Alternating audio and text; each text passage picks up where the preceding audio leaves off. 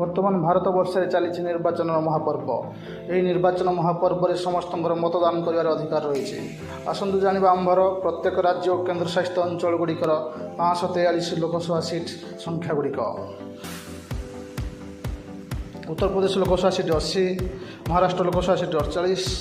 Paschimbanga Lok Sabha seat 42, Andhra Pradesh Lok Sabha seat 42, Bihar Lok Sabha seat 40, Tamil Nadu Lok Sabha seat 39, Madhya Pradesh Lok Sabha seat 29, Karnataka Lok Sabha seat 28, Gujarat Lok Sabha seat 26, Rajasthan Lok Sabha seat 25,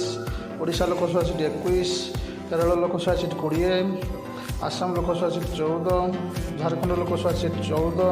Punjab 13, Chhattisgarh 11 seat, Haryana 10 seat, New Delhi କେନ୍ଦ୍ରଶାସିତ ଅଞ୍ଚଳ 7ଟି, Jammu Kashmir 6ଟି, Uttarakhand Lok Sabha seat 5, Himachal Pradesh Lok Sabha seat 4, Meghalaya Tripura